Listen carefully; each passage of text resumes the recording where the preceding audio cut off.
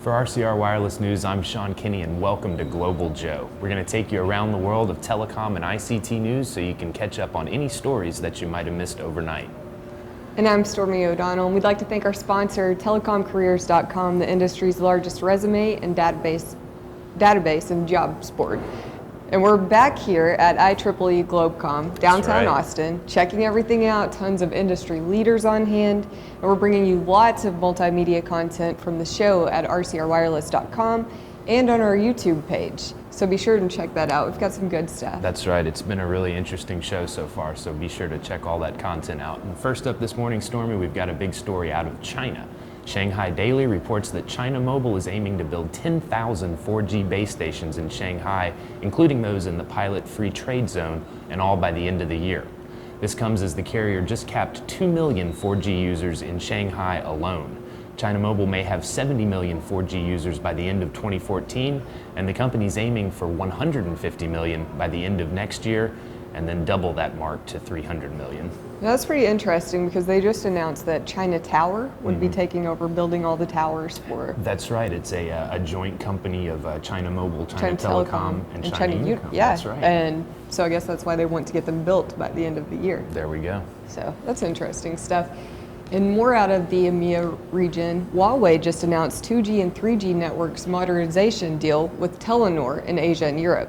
The main focus is to ramp up Telenor's mobile broadband network. Huawei will supply radio access equipment and professional services over a 5-year period. Now you might remember back in October, Ericsson also announced a 5-year network deal with Huawei. That agreement covers the rollout of 2G, 3G, and 4G, among other things. Now we're going to run through a few stories involving SDNs. Those are software-defined networks, a big industry buzzword right now. First up, China Unicom, that we mentioned earlier, has picked Coriant, a global supplier of SDN-enabled transport solutions, to help expand its 100-gig backbone network. The backbone links the cities of Wuhan, Hefei, and Nanjing, all in China. China Unicom will use Coriant's HIT 7300 multi-haul transport platform. In more SDN news, Big Switch Networks out of California is opening up an office in Japan for its Asian subsidiary. Big Switch specializes in hyperscale networking for data centers. And some news out of RCR's hometown, right here in Austin, Texas, local company Packet Design has gotten a patent for its route analytics and SDN management software. The tech can verify whether a wide area network can handle SDN application demands.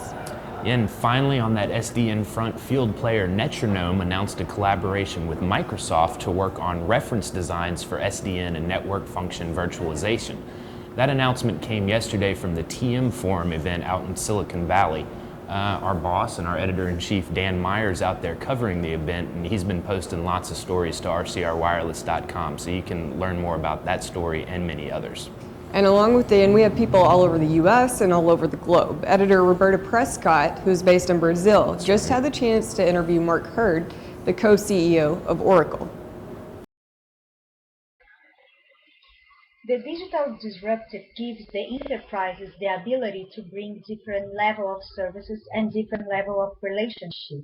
And the company that does that will gain market share. These are Mark Hurd's Oracle Global co-CEO words. He talked with members of the press during his visit to Brazil earlier today. Unfortunately, Oracle didn't allow me to record the press conference in video.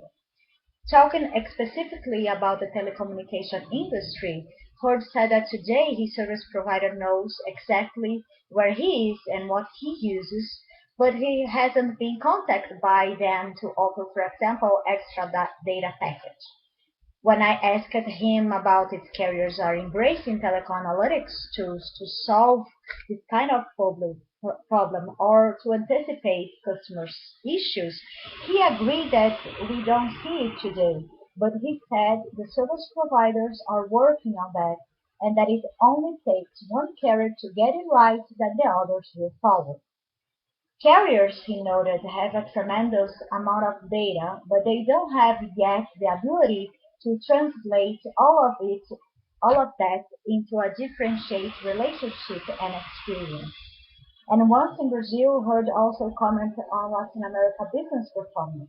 He said that the region is very attractive and the Oracle has been making investments. For example, he cited a data center that Oracle will open in Brazil next year, and he also said that the company doubled its sales force to cover Latin America. No economic downturn here in Brazil or in Latin America will change our opinion, Mark Hurd said. All right, thanks for that report, Roberta. That's Roberta Prescott. She's joined us from her office down in Sao Paulo, Brazil. And that'll do it for Global Joe this morning. Join us back here at the IEEE Globe Show for Mobile Midday News. And a special thanks to our sponsor, telecomcareers.com. We'll see you back here after a while.